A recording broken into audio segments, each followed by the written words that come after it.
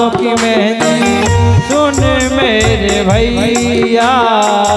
छूटी नहीं हाथों की मेहंदी सुन मेरे भैया।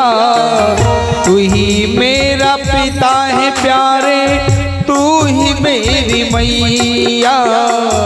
तू ही पिता है मेरा, तू ही मेरी मैया। तू ही मेरी मैया। ओ हाथ तेरे जोड़ू रे, परू तेरे पाँव रे। पाप क्यों कमावे भैया भेना कुमार के। पाप क्यों कमावे भैया भेना कुमार के।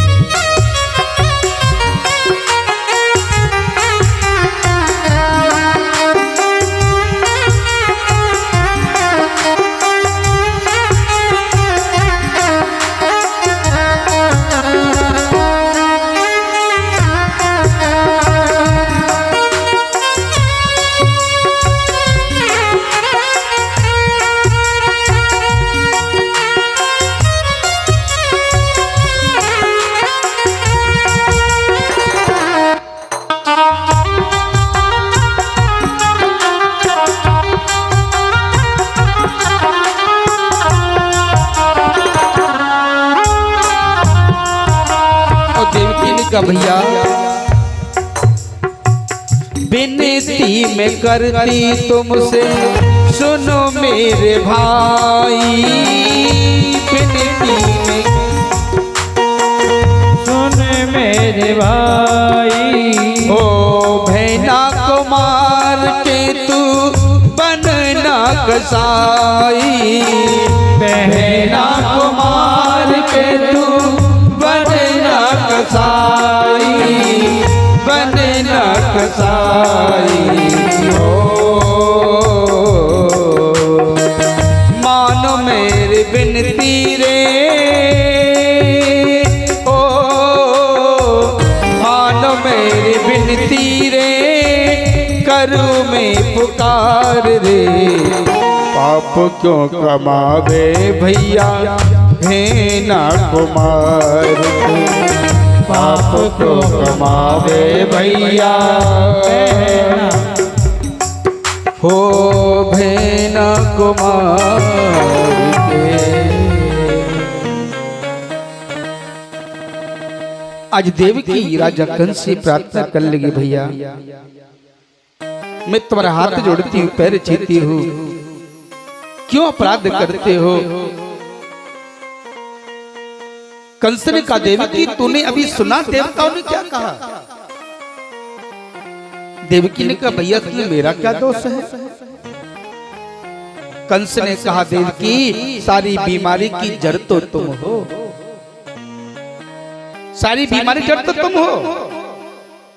तुम क्या चाहती हो कि मैं तुमको जिंदा छोड़ दूं और स्वयं मर जाऊं। देवी ये नहीं हो सकता। आज कंस ने तुरंत तलवार को निकाला और तलवार को निकाल करके जैसी देवकी को मारने के लिए प्रहार किया, बस देव जी ने तुरंत कंस की तलवार को पकड़ लिया और कंस से कहने लगे कंस सावधान हो जाओ। कंस ने कहा बसदेव जिसकी मेरे सामने बोलने की सामर्थ्य नहीं थी आज वो तलवार को पकड़ता है। तेरी इतनी ताकत हो गई। बसदेव ने कहा कंस क्षमा करना महाराज, देवकी तुम्हारी बहन नहीं है, देवकी मेरी पत्नी है। और एक पति के सामने उसकी पत्नी की महाराज इज्जत लुट रही हो, उसकी पत्नी की यदि बेइज्जती हो रही हो, उसकी पत्नी के प्राण संकट में हो और उसका पति सामने खड़ा खड़ा देखता रहे, ऐसे पति को तो जीते जी मर जाना चाहिए। राजन, मैं अपने सामने महाराज देवकी को मरने नहीं दूंगा। कंस ने कहा वसुदेव तो एक काम करो, तुम भी देवकी के साथ मरने को तैयार हो जाओ। वसुदेव मुस्कुरा करके बोले कंस मैं तो पहले ही जानता था, मैं पहले ही जानता था कि तू आताताई राजा है, संसार में तेरे लिए कोई भी रिश्ते नाते माने नहीं रखते। कंस यदि मुझे मारने से और देवकी को मारने से तेरे मन को संतुष्टि मिलती हो तो तू हम दोनों को मौत के घाट उतार दे,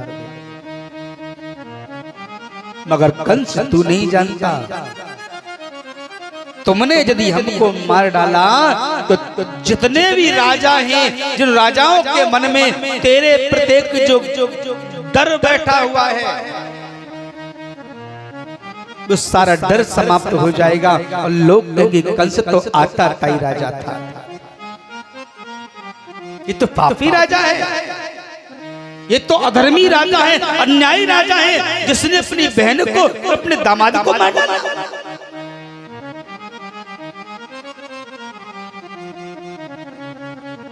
देवकी वसुदेव ने कंस से कहा कंस मैं तुमको एक सुझाव देना चाहता हूं, यदि तुम मेरी बात को स्वीकार करो तो। कंस ने कहा कहो। वसुदेव जी महाराज ने कहा कंस तुम्हारा जो शत्रु है ना वो देवकी की संतान है, देवकी तो नहीं है। बोले देवकी तो नहीं है। वसुदेव ने कहा सुनो,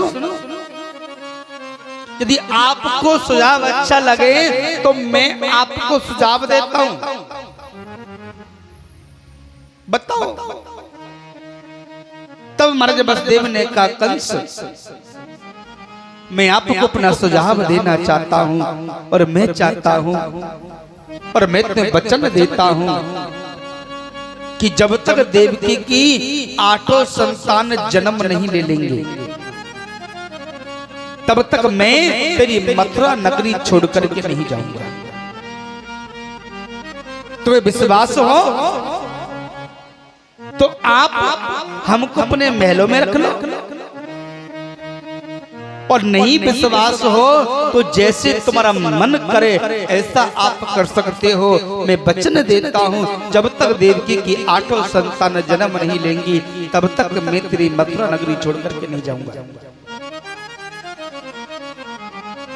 और मैं 8 बच्चों को तुझे सौंप दूंगा, तू अपने हाथों से मार देना, इससे तेरे शत्रु भी मारे जाएंगे और बहन को मरने का दोष भी नहीं लगेगा।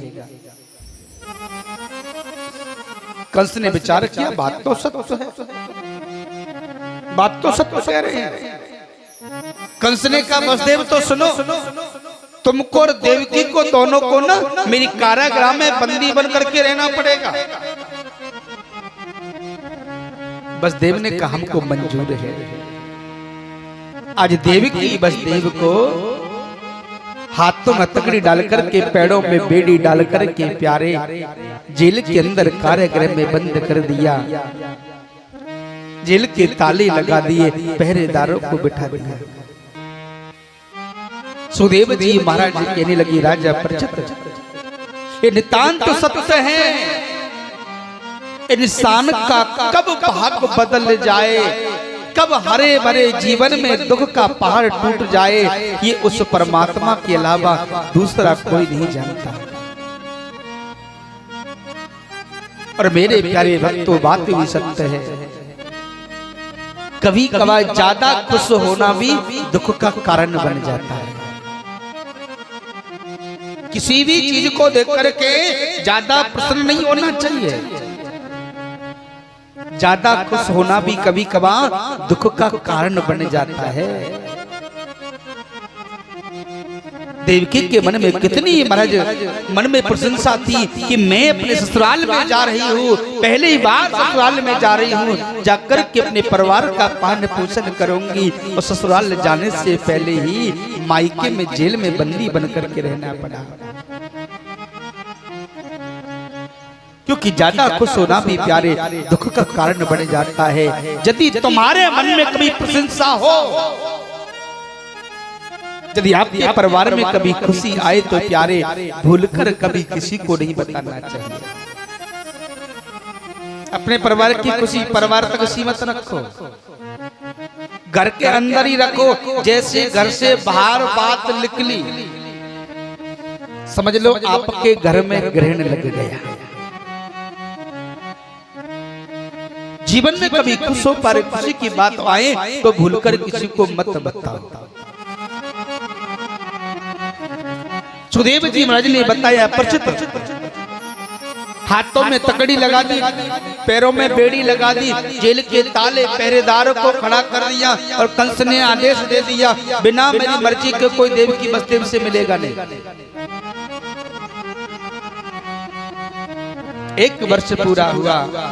1 वर्ष पूरा होने के बाद में आज प्रभु ने अवतार धारण करना प्रारंभ कर दिया, कृपा करना प्रारंभ कर दिया। सुखदेव जी महाराज कहने लगे, राजा परिचित माता देवकी ने आज प्रथम पुत्र को जन्म दे दिया, प्रथम पुत्र को जन्म दिया। आज वसुदेव जी महाराज ने वादा के मुताबिक उस बेटे को गोद में उठाया और सेनापति से कहा, जाओ जाकर के कंस को संदेश पठा दो कि देवकी के प्रथम पुत्र ने जन्म ले लिया है। कंस को संदेश पठाया और कंस ने उस बच्चे को अपनी गोद में लिया और गोद में लेकर के बोला, अरे वसुदेव, ये तो बड़ा प्यारा बच्चा है, ये तो बड़ा सुंदर लग रहा है। एक काम करो, इस बच्चे को लेकर के तुम जाओ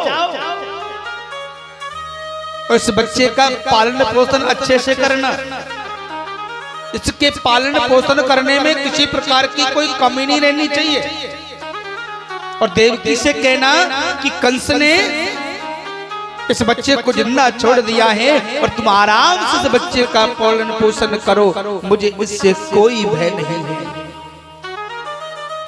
तो मेरा शत्रु तो 8वीं संतान है, मैं इसको मारकर के क्यों पाप का भागी बनी। और मेरे प्यारे भक्तों, कितना भी आताताई प्राणी हो, दया भावना हर प्राणी के हृदय में रहती है। कंस के मन में दया आ गई और बात भी सत्य है, क्योंकि एक पल का क्रोध जो है ना, एक पल का क्रोध मानव के जीवन का विनाश कर देता है प्यारे।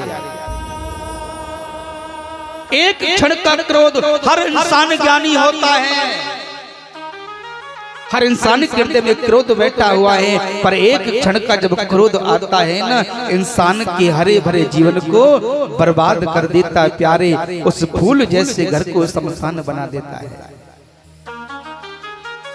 मानव को क्रोध को पालना सीखना चाहिए, पर क्या करें, ये ऐसी चीज है रुकता ही नहीं है महाराज। हाँ, बिना बात किया जाता है, इसको पालना सीखना चाहिए महाराज। क्योंकि मानव का सबसे बड़ा कोई शत्रु है ना, सबसे बड़ा मानव का कोई दुश्मन है ना, तो वो है क्रोध। जिसने क्रोध को पालना सीख लिया प्यारे, उसने अपने जीवन को, अपने घर को आराम से चला करके ले जाएगा। और जिसने क्रोध को पालना नहीं सीखा, उसको जीवन में कहीं सुख प्राप्त नहीं होता। मन में दया आ गई। वसुदेव जी बड़े प्रसन्न हुए कि कंस के मन में दया जग गई। बेटा को लेकर के वापस गए। देवकी से कहा, देवकी तेरे भैया के मन में दया आ गई है, अपने बच्चे को आराम से दिला दुला, आराम से प्रेम कर। अब तो बड़ी प्रशंसा होने लगी। देवर्षि नारद को तो जानते ही हो, नारायण नारायण करते हुए कंस के पास पधार गए और कंस से कहा, कंस मैंने देवताओं के मुख से जो सुना है ये सही है क्या? कंस सोच रहा है ऐसी कौन सी बात है जो देवताओं तक पहुंच गई। देवश्री नारद बोले नारायण नारायण कंस, मैंने सुना है कि तुमने देवकी के पहले संतान को जिंदा छोड़ दिया। कंस बोला हाँ महाराज। देवश्री नारद बोले नारायण नारायण, ये तूने क्या कर दिया रे? कंस ने कहा देवश्री क्या हो गया? देवश्री नारद बोले सुनो, मैं तो तुम्हारे गुरु के नाते तुमको बता रहा हूं, नहीं मुझे क्या लेना देना है, मेरे लेके तुमको जो करना सो करो। चुगली करने वाला जो होता है ना वो पहले बड़ी प्रशंसा करता है, ये सत्य है। कोई किसी के घर में चुगली करने जाता है ना पहले तो बड़ाई करेगा, सुनाओ जी कैसे, ठीक है? बोले हाँ। बोले बहुत दिन हो गए आए नहीं हो, क्या बात है? फिर प्रशंसा करना चालू करेगा, तुम बहुत अच्छी हो। तो अरे पूरे परिवार में जहां भी हम जाते हैं ना वहीं बड़ाई सुनते हैं तुम्हारी, तुम बहुत अच्छे हो इसलिए हम तुमको बता रहे हैं। देखो नहीं हमको क्या मतलब है, तुम कुछ भी करो बहन, हम अपने घर में रहते, तुम अपने घर में रहती हो। लोग उनकी बनी चुगली बातों में फंस जाते हैं। कंस ने क्या महाराज क्या बात है बताओ? देवश्री नारद बोले मैं तो शिष्य के नाते समझा रहा हूं, मुझे क्या लेना देना, तुम कुछ भी करो। क्या समझा रहे हो महाराज? बोले तुमने देवकी के पहले बेटा को जिंदा छोड़ दिया। बोले हाँ। नारद जी बोले नारायण नारायण, ये तुमने क्या गड़बड़ कर दिया रे?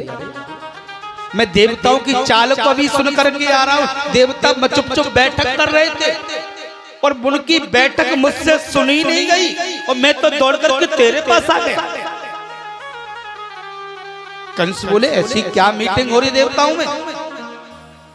देवश्री नारद बोले एक काम करो, अपने दोनों हाथों को ऊपर करो। दोनों हाथों को ऊपर करवाया। नारद जी बोले अंगूठाओं को नीचे दबा लो। नीचे दबा करके बोले कितनी उंगली हैं? बोले 8। देवश्री नारद बोले अब ये अष्टकमल बन गया।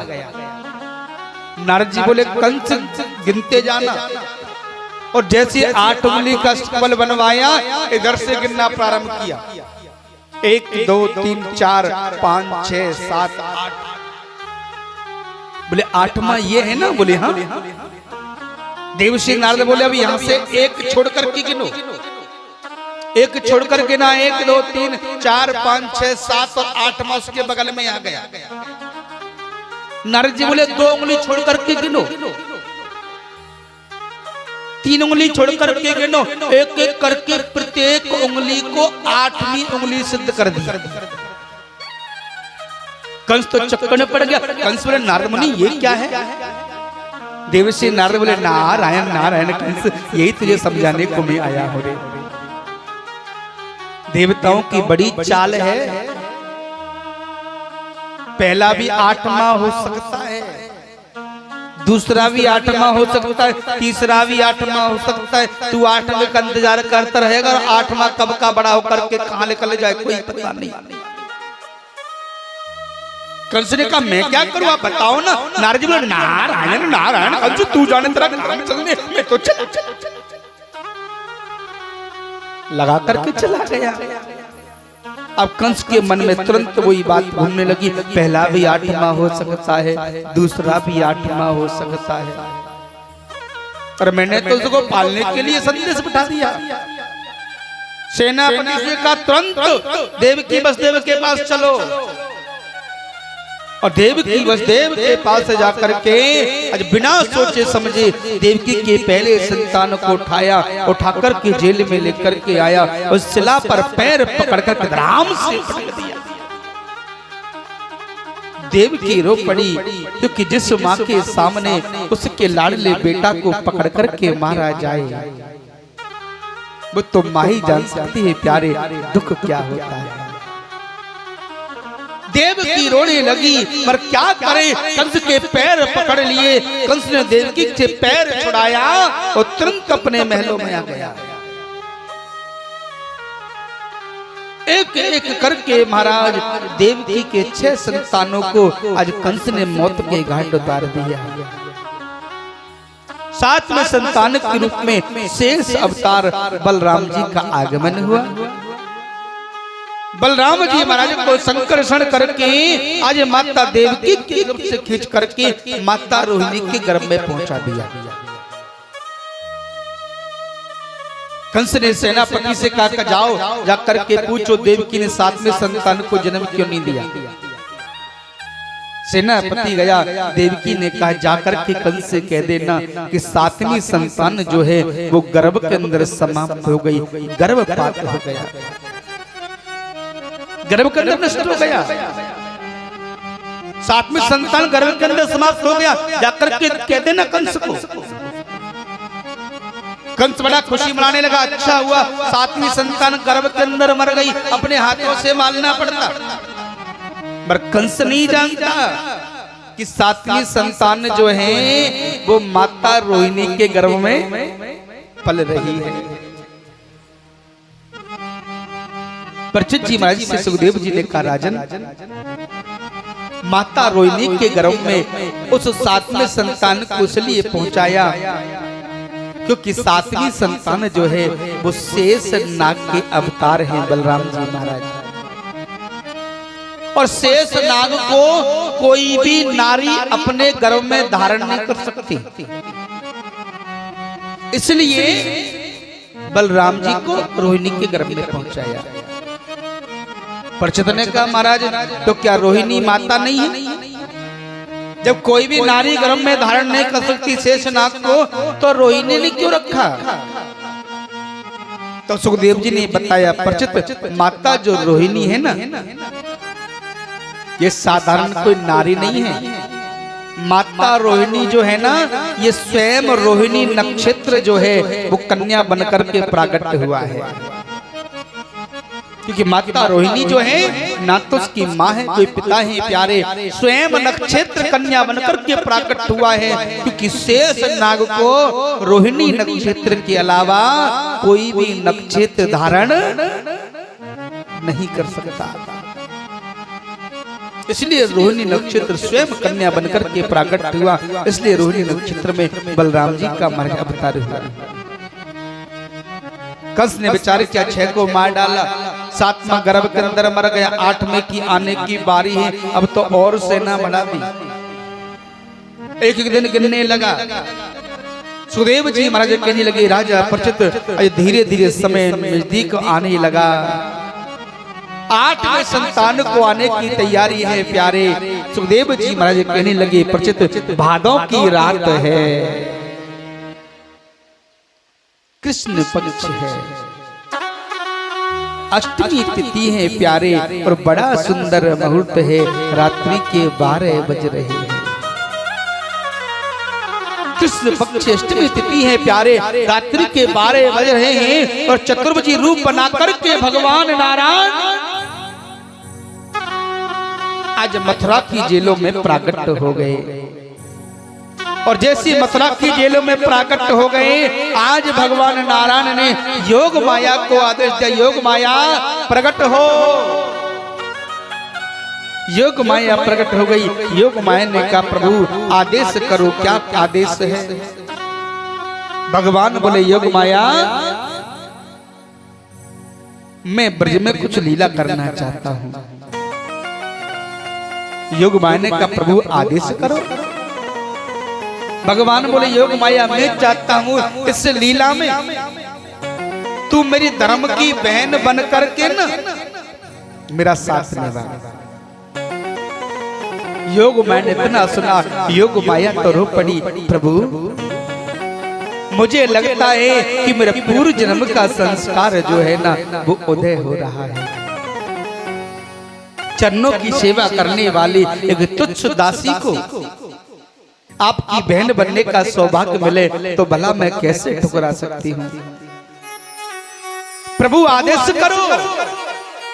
भगवान बोले, योग माया मैं कुछ समय बाद मथुरा की जेलों में अवतार धारण करने वाला हूँ, और जब मैं मथुरा में आऊं ना तो तुम अपने माया का ये पैरा, माया का जाल हटा करके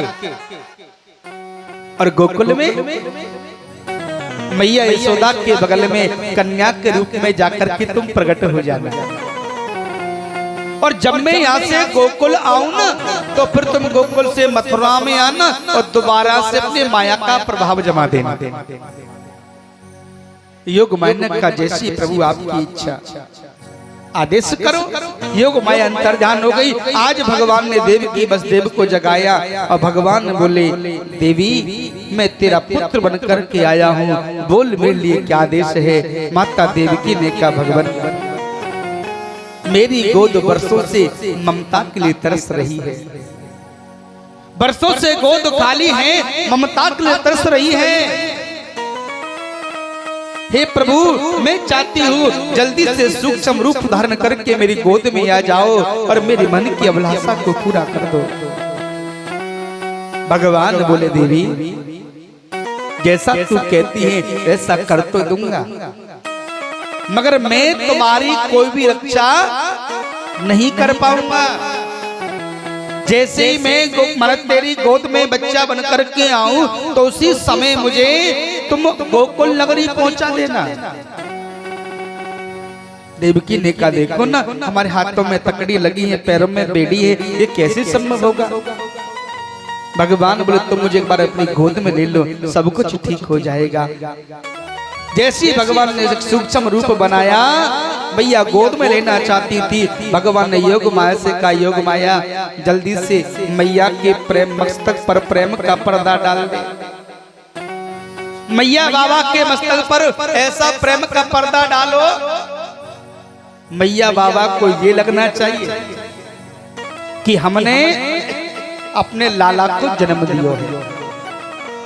मैया को मालूम पड़ गया कि मैंने अवतार लिया, मैं भगवान हूं, तो मैया मुझसे प्रेम नहीं करेगी। ऐसा प्रेम का पर्दा डालो, मैया को ये लगना चाहिए कि मैंने मैया के गर्भ से जन्म लिया है। योग माया ने ऐसा पर्दा डालो।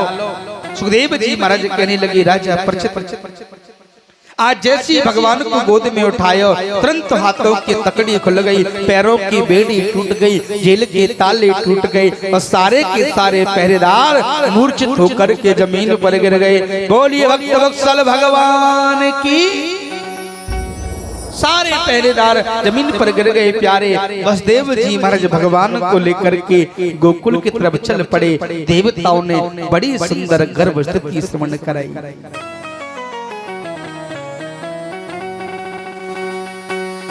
कि भादों की रात काली झुकी रे अधुरिया,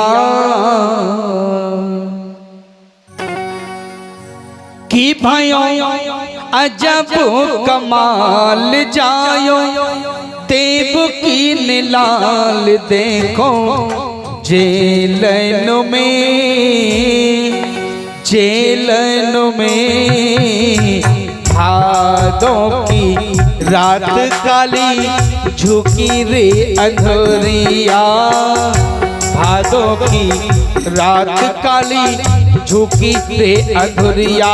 भयो अजब कमाल जायो, देव की निलाल देखो जेलन में भादों की रात काली झुकी रे अंधेरिया हो।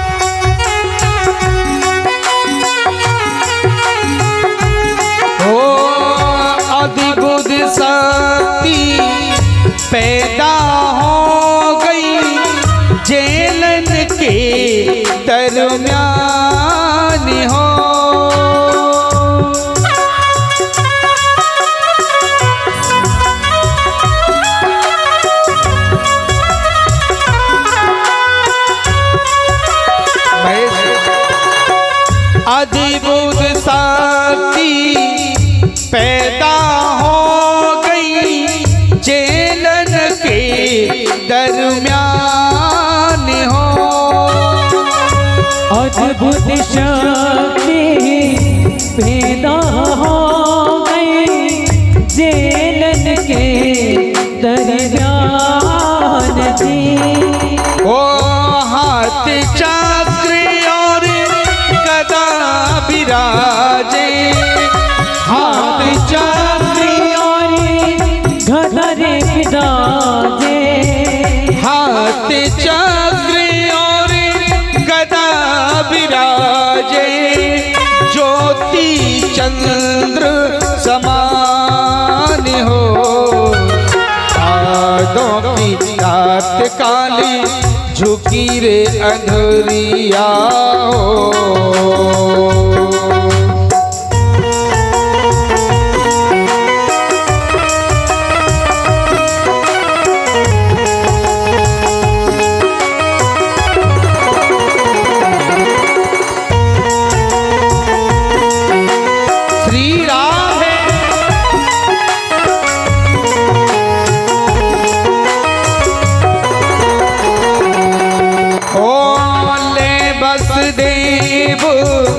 चले गोकुल को झेलन के दरमियान हो,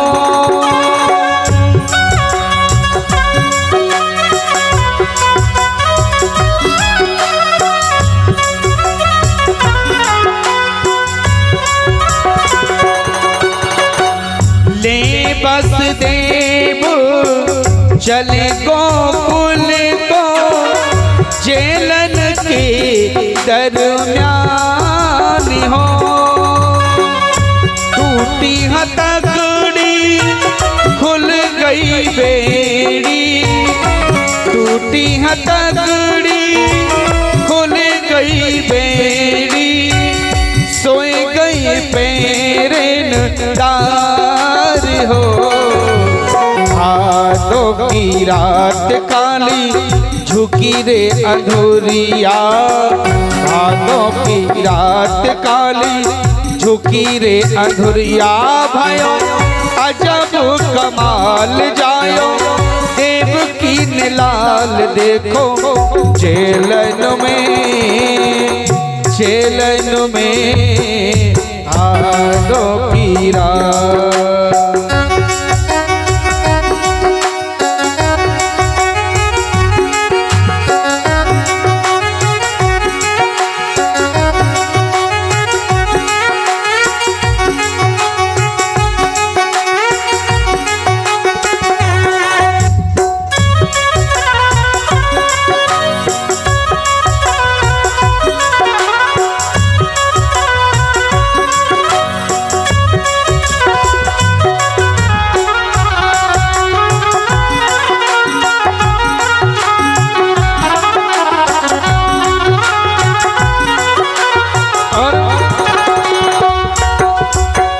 रिमो झिमो मेहावर से ठंडी चलती पुआर हो,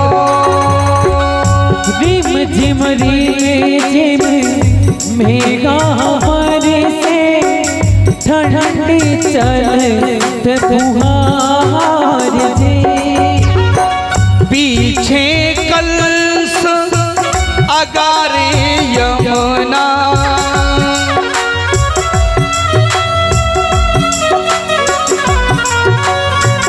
पीछे कलश अगारे यमुना, बरसा होए मूसलधार हो, हाथों की रात काली झुकी रे अंधुरिया, भयो अजब कमाल जायो देव की लाल देखो,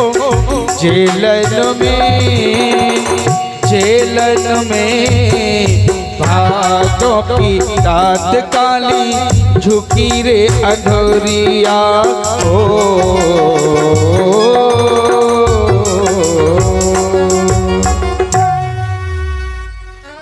सुदेव जी महाराज कहने लगे राजा परिचित,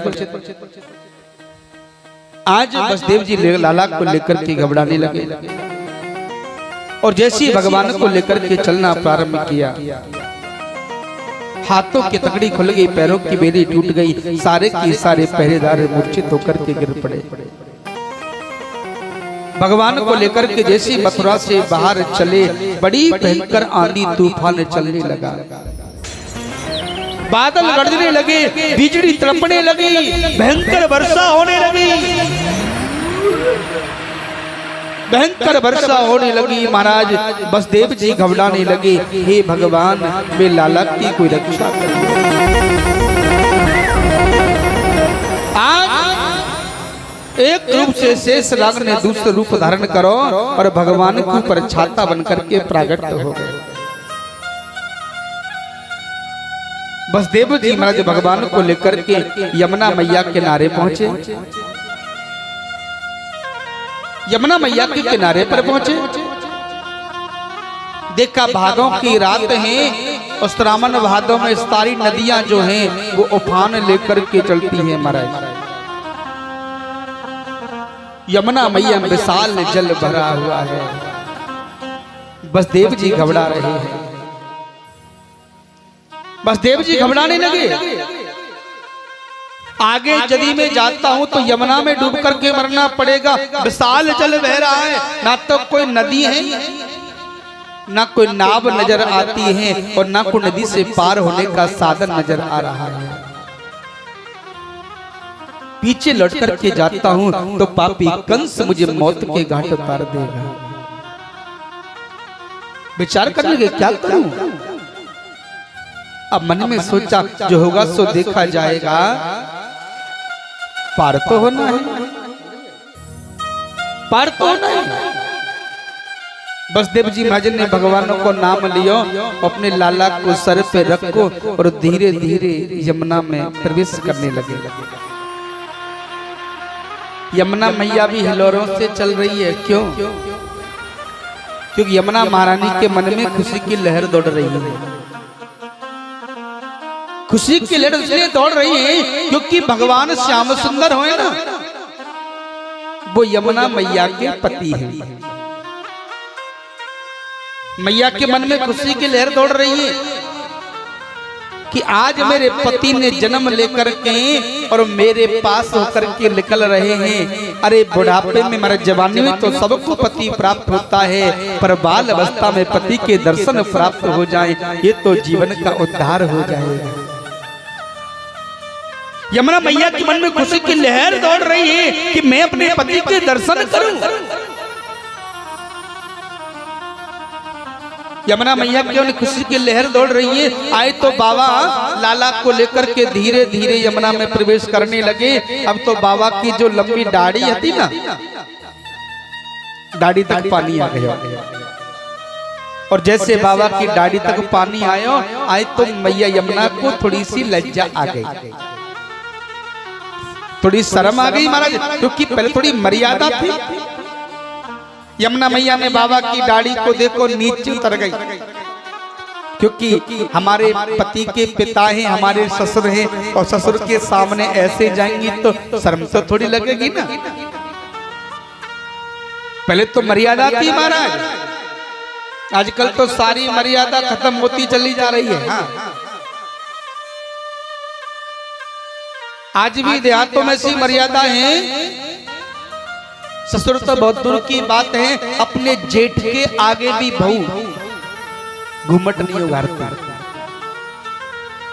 आज भी पर्दा करती है महाराज, पर अब धीरे धीरे सब कुछ खत्म होता चला जा रहा है।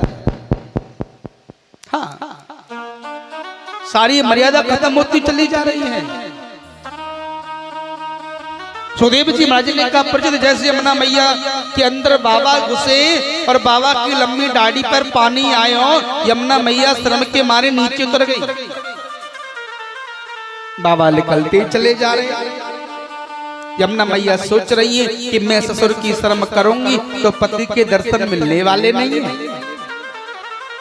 यमुना मैया ने सोच ली अब की बार कछु हो, मैं अपने पति के दर्शन करके मानूंगी।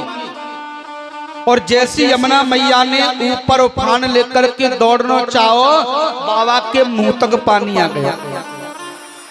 और जैसे बाबा के मुंह तक पानी आयो, बाबा ने का काम करो, अपने पालना को और ऊपर उठा लिया, और ऊपर उठा लियो। यमुना मैया सोच रही है वैसे दर्शन करा दे, बुड्ढे डुबा दूंगी जब क्या करेगा। और ऊपर उठा लिया और आवाज लगाने लगे, अरे कोई ले, कोई ले, यदि आवाज आ रही हो तो मेरे लाला को लो, मैं डूब रहा हूं। भगवान ने देखा जमुना तो मानेगी नहीं और मानने वाले बाबा भी नहीं है, अब मुझे कुछ करना पड़ेगा। आज भगवान ने कहा काम करो, अपने पालना में से पैर जो है ना वो नीचे को लटका दिया, और जैसे ही भगवान ने पैरों को नीचे लटकाया, यमुना ने मेरे प्रभु के दर्शन किए और दर्शन करने के बाद में रास्ता दे दिया। बोले भक्त वत्सल भगवान की, रास्ता दे दिया। आए तो यमुना मैया से निकल कर के आज महाराज बाबा लेकर के जाने लगे, और जैसे ही बाबा ने आवाज लगाई, अरे कोई ले, उसी जगह पर बड़ा सुंदर एक घाट का निर्माण हुआ, जिसको कोयले घाट के नाम से जाना जाता है। जब वृक्ष 84 कोष की परिक्रमा लगाते हैं ना, तो कोयले घाट पर होकर के यमुना मैया को नाव के द्वारा पार किया जाता है, गोकुल के नीचे पड़ता है। यदि आप कभी जमुना स्नान करने गए हो तो ब्रह्म स्थान जो है ना, ब्रह्मा जी का जो है, उससे पहले पड़ता है कोयले घाट। बड़ा सुंदर नगर का निर्माण हुआ, जिसको कोयले गांव के नाम से आज भी जाना जाता है। आज बाबा को लेकर के, लाला को लेकर के बाबा गोकुल में पहुंचे। बाबा नंद जो हैं, उनकी पत्नी माता यशोदा के बगल में अपने लाला को लिटायो, और महाराज कन्या को लेकर के मथुरा आगमन हो गया। मथुरा में जैसे आई, हाथों की तकड़ी लग गई, पैरों की बेड़ी लग गई, जेल के ताले लग गए, सारे के सारे पहरेदार जग गए। महाराज कन्या की रोने के बाद जब सेनापति ने सुनी, दौड़ पड़े और कंस से जाकर के बोले, महाराज देवकी की 8वीं संतान ने जन्म ले लिया।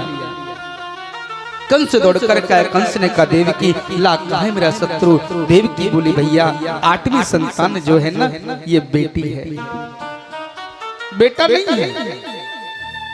कंस ने कहा, देवकी, उस सन्यासी ने कहा था कि 8 के 8 पुत्र होंगे, तेरी किस्मत में तो बेटी का योग था ही नहीं, बता तूने बेटे को कहां छुपा करके रखा है। देवकी हाथ जोड़ करके बोली, भैया ये हाथों के तकड़ी, पैरों की बेड़ी, जेल के ताले, ये सब तूने अपने हाथों से लगाए हैं, और मुझे झूठा दोष देता है।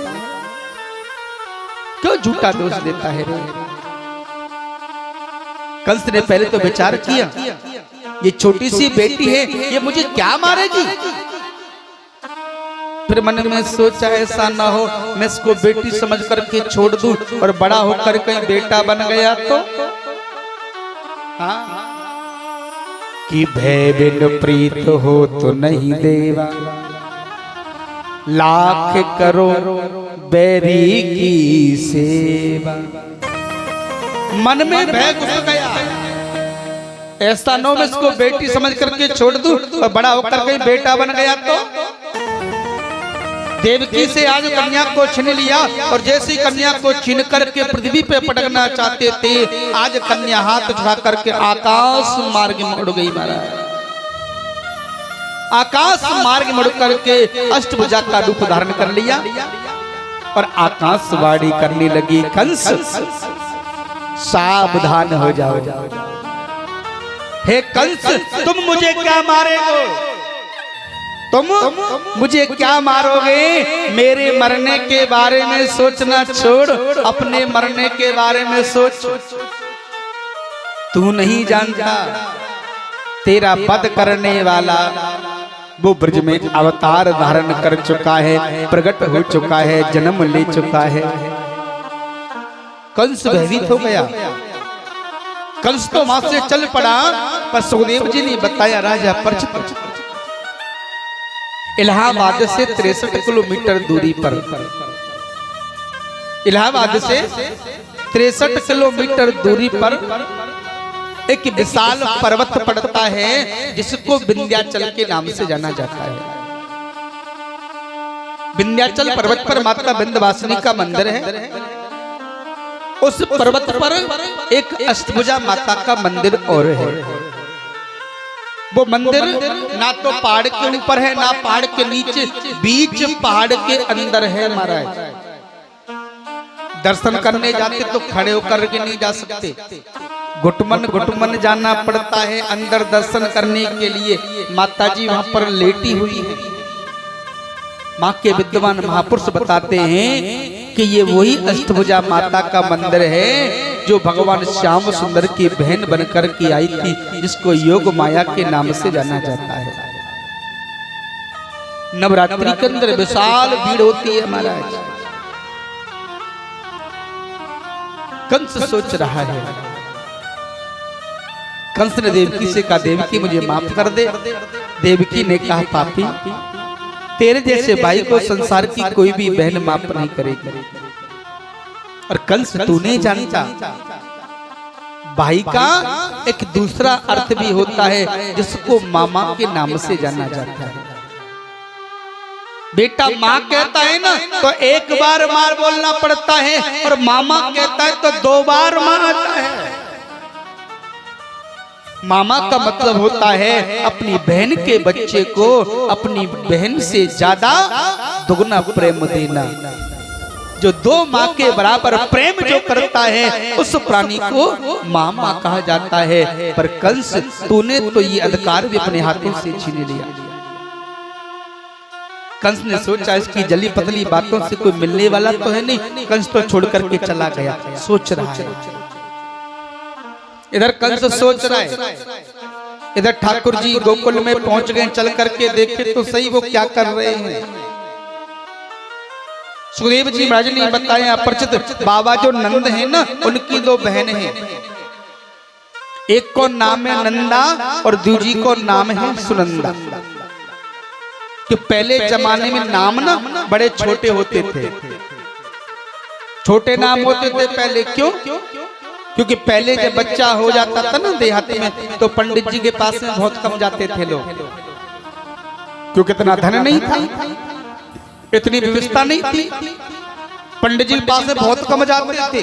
बेटा मंगलवार को हो गया, मंगल नाम रख दिया, मंगला नाम रख दिया, मांगे नाम रख दिया, मंगी नाम रख दिया। हाँ, बुधवार को होगा तो बुद्धा नाम रख दिया, बुद्धू नाम रख दिया, बुद्धि नाम रख दिया। शुक्रवार को होगा तो सुक्का नाम रख दिया, सुक्की नाम रख दिया। ऐसे नाम रख लेते थे महाराज। नंद बाबा की 2 बहन है, एक को नाम है नंदा और दूजी को नाम है सुनंदा। नंद बाबा ने कहा बहन तेरी भाभी पे बालक कहने वालों है, कैसे तुम काम करने आ जाओ। दोनों बहन आ गई पहले। अब तो एक दिन दोनों बहनों ने देखा कि भाभी बहुत जल्दी जग जावे, आई तो अभी तक नहीं जगी। नंदा दौड़ करके गई और नंदा ने जाकर के देखो यशोदा मैया के बगल में सुंदर सी चुनर को ओढ़ करके एक बच्चा लेटा हुआ है, चुनर से ढका हुआ है। ये पता नहीं बेटी है कि बेटा है। नंदा ने आवाज लगाई, अरे ओ सुनंदा। हाँ, अरे देख बहन भाभी पे तो बालक भी है गयो और भाभी को तो मालूम भी नहीं। सुनंदा दौड़ करके आई और जैसी सुनंदा दौड़ करके आई और सुनंदा ने चुनर को पकड़ करके झटका मारना चाहा। नंदा दौड़ पड़ी और नंदा ने हाथ आगे कर लिया। नंदा बोली सुनंदा तू अपने हाथ को दूर रख। क्यों बहन, मैं अपने हाथ दूर क्यों रखूं? नंदा ने कही सुनंदा तेरो हाथ जो है ना वो बड़ो ही खराब है, तेरो हाथ बड़ो खराब है। ऐसो ना हो कि या चुनर में लाला हो और तेरो हाथ लगने से कहीं में लाली ना बन जाए। नंदा बोली, और मेरे प्यारे भक्त की बात पूछे ना सच माना जाए तो ये बात भी सत्य है। एक बात तो समझ में नहीं आती संसार के लोगों की, यदि बहू अपनी सास के पैर छीने जाए, ससुर के पैर छीवे या पड़ोसन के पैर छीवे या फिर अपने महाराज अपने से बड़ों के पैर छीवे, संत ब्राह्मण के पैर छीवे, सबके मुख से एक ही आवाज आती है, बस सदा स्वागत रहो, सौभाग्यवती बनो और भगवान करे सुंदर सो लाडलो सो एक बेटा हो जाए। हाँ, एक ही आशीर्वाद निकलता है। मैं जहां भी कथा करने जाता हूं हर जगह पूछता हूं, एक भी उदाहरण मुझे नहीं मिलता किसी माँ ने ये कहा हो कि बहू मैं तुझे आशीर्वाद देती हूँ, तेरे गर्भ से सबसे पहले किशोरी राधा रानी के समान, नानी बाई के समान, मीरा बाई के समान, कर्मा बाई के समान, लक्ष्मी के समान सुंदर सी एक लाडली सी बेटी हो जाए। कोई आशीर्वाद नहीं देता।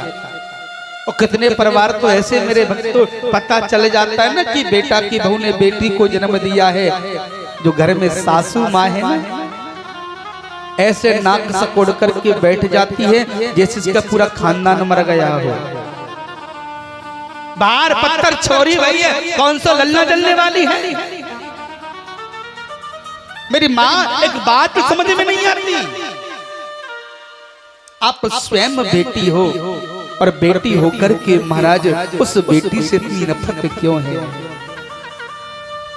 वो तो कृपा है परमात्मा की कि बेटी परमात्मा बिन मांगे भेज देता है। आप भी किसी माँ की बेटी हो, आपके माँ बाप तुमको गला घोट करके मार देते ना तो तुमको किसी पति की पत्नी बनने का सौभाग्य नहीं मिलता। किसी भाई की तुम बहन नहीं बनती, किसी देवर की तुम भाभी नहीं बनती, किसी बहू की आप सास नहीं बनती। मेरी माँ,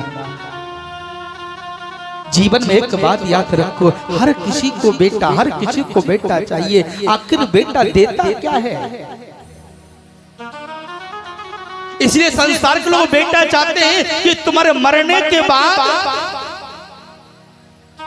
तुम्हारे मरने के बाद तुम्हारी चिता में आग लगा दे और मरने के बाद भी तुम्हारे सर में एक लाठी मारे। एक लाठी मरने के बाद भी तुम्हारे सर में लाठी मार करके एक लोटा घी भर दे, इसलिए सिर्फ बेटा चाहते हैं। मेरी माता ध्यान देना, बेटा ना होने से तो घर का उद्धार हो जाता है, पर शास्त्र कहता है कि जिसके घर में बेटी नहीं होती ना उसकी चौखट, उसकी धेली जो है वो सारे जीवन भर के लिए कुंवारी रह जाती है। जिसने कभी कन्यादान अपने हाथों से नहीं किया हो ना, समझ लो उसका जीवन इस मृत्यु लोक में हुआ ही नहीं है। हम इसलिए बेटा चाहते हैं कि बेटा को पढ़ा लिखा करके अफसर बनाएंगे और बेटा होगा तो दहेज ज्यादा मिलेगा। पर मेरी माताओं इस बात को कैसे भूल जाते हैं। जब सबके घर में बेटा ही हो जाएंगे तो फिर बेटा को बहू कहां से लेकर के आओगे। मेरी माता उदाहरण देना, हम इसलिए बेटा चाहते हैं कि हम जीवन भर भिखारी बने रहे, हम जीवन भर भिखारी बने रहे। ये तो कोई मानव को नहीं, राजा महाराजाओं को भी हुआ है। जिस समय पर जनक ने अपनी बेटी जानकी का विवाह किया ना, और राजा दशरथ ने जनक जी से कहा, जनक राज अब हमको विदा दीजिए, हम जाना चाहते हैं। जनक उसी समय रो पड़े और राजा जनक ने कहा, राजन मुझसे ऐसा कौन सी भूल हो गई, कौन सा अपराध हो गया तो तुम इतनी जल्दी जाना चाहते हो। मेरी सेवा में कोई कमी रह गई है क्या? मेरी सेवा में कोई त्रुटि रह गई है तो मुझे बताओ, इतनी जल्दी जाने को ना कहो। जब जनक को भावुक होते हुए देखा, राजा दशरथ रो पड़े और राजा दशरथ ने कहा, जनक तुम राजा नहीं हो। दशरथ ने जनक से कहा, जनक तुम राजा नहीं हो, तुम तो विदेह राज हो। राजा वो होता है जो राज तक सीमित होता है, तुम राजा नहीं, तुम तो विदेह राज हो। और विदेह राज का मतलब होता है जिसने अनजान व्यक्ति के साथ में अपने कलेजे के टुकड़े को नौछावर कर दिया हो। उससे बड़ा दानी संसार में कोई दूसरा नहीं हो सकता। तब दशरथ जी ने कहा, जनक तुम बड़े भाग्यशाली हो कि तुमको चार बेटियों का कन्यादान करने का सौभाग्य प्राप्त हुआ है। मेरी किस्मत में तो ये भी नहीं है। जनक की बात सुनकर के दशरथ के मन में बड़ी गिलानी हुई महाराज। तब दशरथ जी महाराज ने अपने मित्र की बेटियों का अपने हाथों से कन्यादान किया, जिसका नाम सरछू और शांता है। कि बेटी का कन्यादान हर किसी के भाग्य में नहीं होता मेरी माँ। जीवन में याद रख, तो हम इसलिए बेटा चाहते हैं कि जीवन भर भिखारी बनकर के रहे। असली कोई राजा होता है ना, तो बेटी का बाप होता है। जब भी आप बेटी के यहाँ पर जाओगे, जब भी आप अपने बेटा की बहू के यहाँ पर जाओगे, और जिस समय तुम विदा होकर के आओगे ना, उस समय तुम्हारा हाथ जो है वो ऐसे रहेगा। हाथ भी नहीं करोगे, झोली भी फैलाओगे ना, तो भी ऐसे करनी पड़ेगी। और बेटी का जो पिता है ना, उसका हाथ हमेशा ऐसे रहता है।